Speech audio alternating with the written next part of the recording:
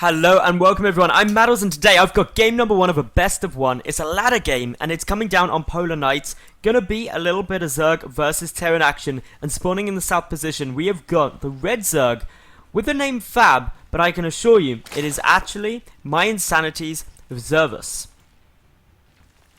And he's going up against the Terran in the north.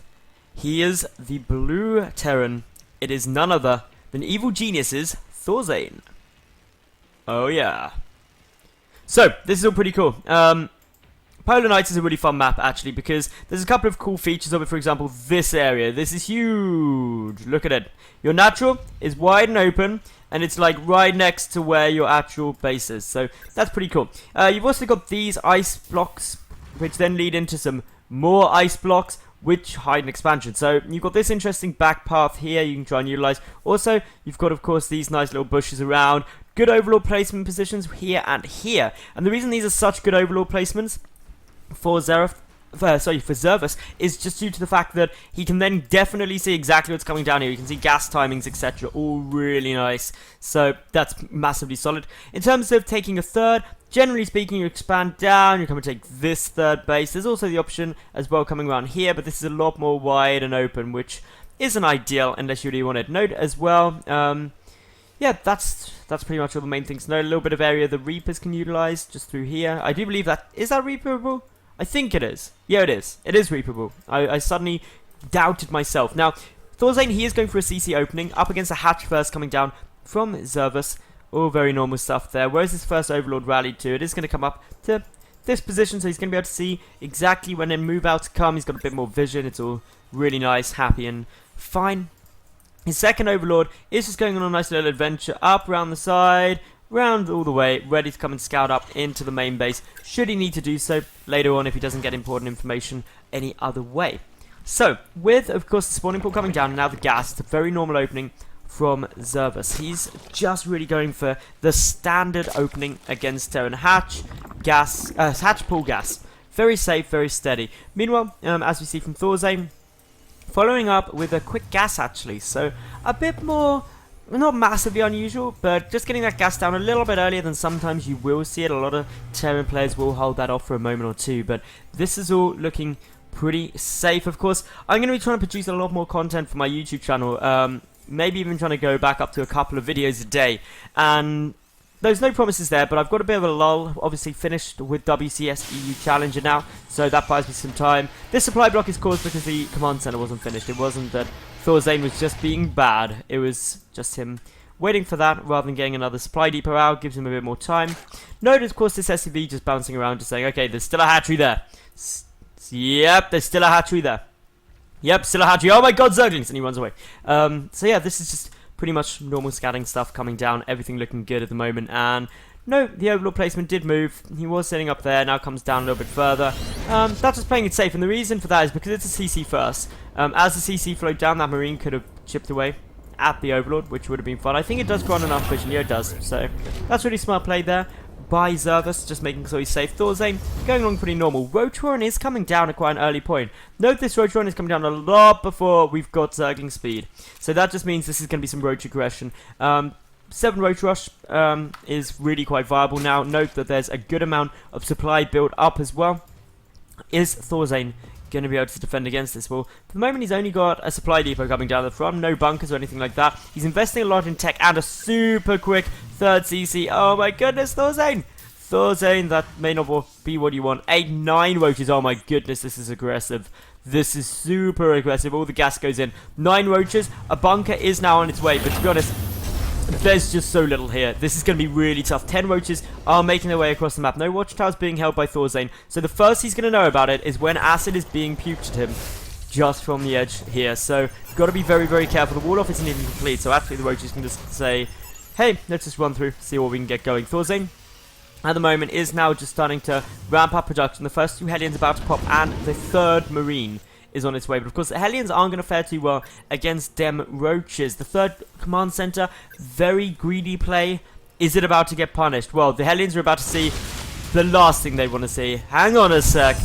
That seems like quite a lot of stuff. And now ThorZaIN, he's got no choice. He's got to pull some SCVs, but there really isn't much to defend here.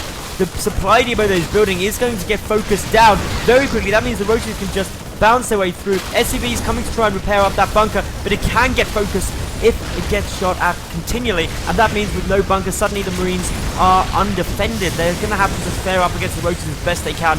Note though, a lot of SCVs are getting killed. Not as many as you might think, only 8 for the moment. A mule getting targeted, that's a little bit frustrating. The roaches still dealing some good damage. More and more SCVs are going down, but ThorZaIN has no choice but to use them in order to help defend.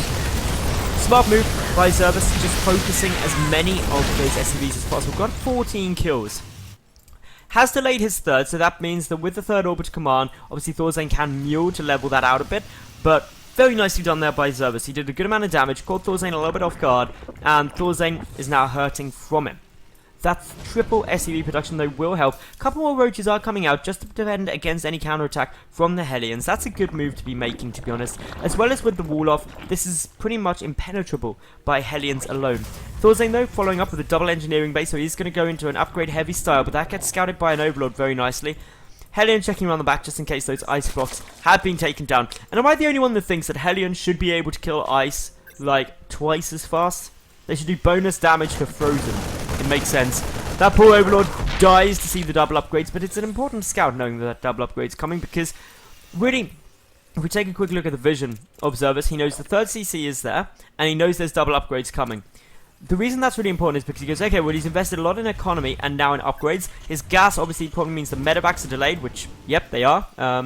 There is actually only...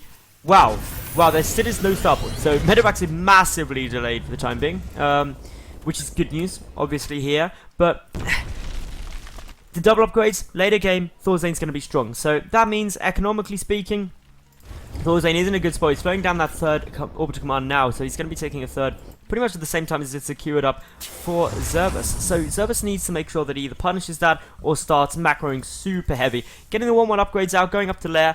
No Baneling Nest at the moment, only just now starting Zergling speed due to that early roach aggression, but we could be seeing this switch up pretty quick into, say, some Mutalisks. There's the Baneling Nest. Very common to see Zerg players go Zergling, Baneling, Mutalisk up against Terran. It's super effective. So, and imagine that will be seen. And, well, with the armory coming down 2-2, can get started near instantly here for ThorZaIN.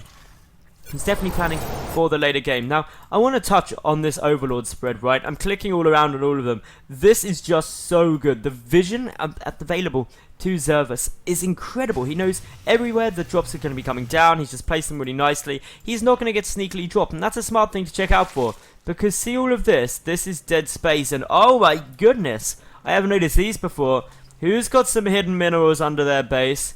Bet you'd like to go and get those. But yeah, dead space is huge on this map. Like, so much so that they didn't even bother colouring in most of it. So yeah, this just means that straight away we're going to have the option of drops being very, very effective, and that's something that you don't want to be careful for. One Ling will scout out the third there, but a couple of Marines aren't going to have too much fun as Speedlings chase them down. They've got no medevac support, so these are free units, well, not completely free, but these are units that basically Zervus gets for very little. He gets it for a couple of Marines. In terms of resources lost, we can see ThorZaIN is trading costs ineffectively against Zervus, and that isn't really too ideal, because as a Terran player you want to tend to be a bit more cost effective than your opponent. Now the Spire, that's about 2/3 done, so you are going to be going some Mutalisks. But first, we've got quite a few Banelings morphing in rather. I don't believe they've been seen, so this is going to be a bit problematic. No Baneling speed though yet. That's still only 40 seconds through construction.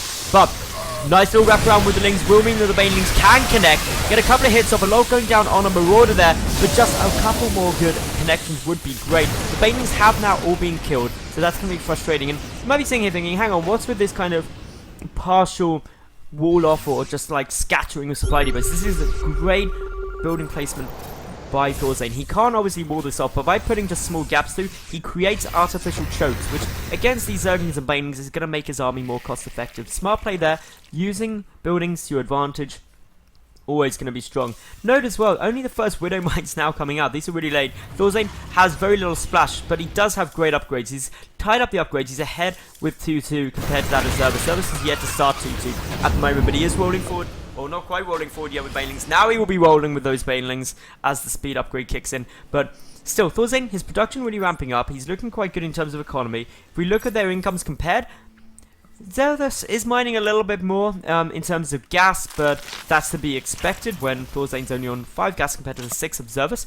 But in terms of income, when muling, ThorZaIN really levels out the difference, and I don't think he's even muling completely heavy because he's scanning a lot just to keep that vision going and getting a good eye on where his opponent might be moving in and out of. So now we come in with the wraparound from these Zerglings. Banelings are going to try and grab some connections. The Mutalisk doing a good job of focusing down as many of those medevacs as possible. But unfortunately, Widowmines do get some nice connections, even though there are the Overseers there. The majority of Zerberus' army, though, is still up and running. Widowmines desperately trying to burrow, but Banelings say no. The bunkers being up, and with the SCVs getting pulled, should be able to survive for quite a while. But how many SCVs will get killed in the process? Well, the Mutalisks just focusing down as many of the medevacs as possible, denying the future healing potential, making a lot of gas get wasted. And with the bunker now falling as well, Zerberus is able to do so much. A big mule cooldown there is a brave move by ThorZaIN. The Mutalisks could have easily gone to go and pick those up, but he continues forward. The final bunker is trying to hold, but so many Zerglings are pushing their way in. The bunker is going to go down. Is ThorZaIN going to be able to hold here? Because the swarm is starting to thin. He should be able to, but dare I say it, at what cost? He's lost 43 workers this game. The mules are now going to get cleaned up. The Mutalisk flock is up to only 11, but it does have +1 air weapons. There's a small amount of Marines here, but unfortunately the medevac support for them is not that great. There's only, well, just with these two popping, it's back up to 5 medevacs, so not terribly low, but a lot has been lost here. ThorZaIN once again trading okay, but still it's slightly more lost for him, and his economy is now in tatters. Look at that difference, specifically the gas income. ThorZaIN does have some gas banked up, but he needs that, especially when he wants to get the double 3-3 upgrades, but he just can't afford to at the moment.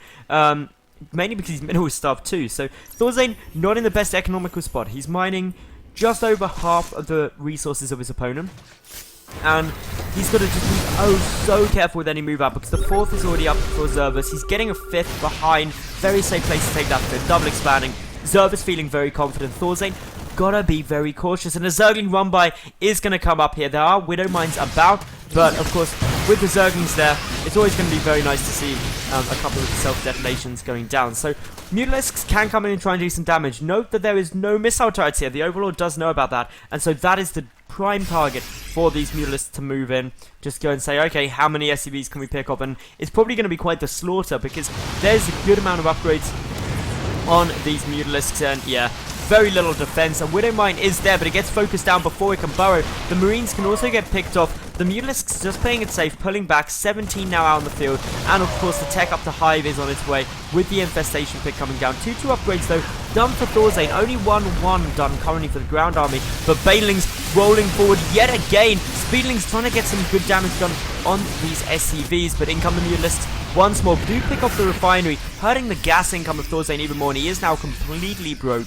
He's not feeling too steady. His army supply is down, but he's not out of this game yet. He's got mules, remember, and that means that he's got the option to get a lot of minerals very quickly, and he's still got that upgrade lead, and he's going to keep that with +3 infantry weapons nearly done. And with +3 infantry weapons, remember, ThorZaIN is going to deal very high DPS to Mutalisks, because the +1 armor for those Mutalisks still isn't done. It's only just about to finish. So +3 attack going to be incredibly potent against those, should they fly over any big groups of Marines. So as we see though, we do have, of course, the Hive on its way down. So the transition up into Hive, up into Ultras most likely is occurring, and ThorZaIN is having to be ever so careful. He just needs to try and get some form of his economy going. The Mutalisks playing a brave game, but unfortunately the Marines are going to stim forward, deal a nice bit of damage there, but they pull away. They try and play it safe. A scan goes down, and ThorZaIN goes, well, that is a big Zerg force. I don't really want to go up that ramp, I'm guessing. Which makes sense. The Mutalisks just trying to pick off anything that they could find. Note the 5th base, the 4th and 5th base are now up and running here for Zerberus, so he's getting a great economy. The 4th command center just getting started there for ThorZaIN, so not too quick, but then he just hasn't been able to afford up until this point, but he needs it just to try and stay in this game now. Banelings don't manage to kill any of those Marauders. Good little lift up, but unfortunately the Mutalisks come in, and some medevacs overextending themselves with no army support will die. That's frustrating. But yeah, all in all, we do see that actually we've got a nice little bit of movement here coming in from ThorZaIN. He's trying to find an angle of attack, but Banelings and Zerglings from both sides Huge detonations probably about to come down, and they are devastating. In comes Zervis now. ThorZaIN's army is melting in front of his eyes. Not even some amazing Widowmine hits would do it. GG is called, and Zervis wins the game in very stylish fashion. So, I hope you all enjoyed that. If you did, make sure that you like the video, that you leave a cool comment, and of course subscribe. I'm bringing out games every single day of the week, so make sure you tune in tomorrow for some more StarCraft. Thanks for watching, and bye for now.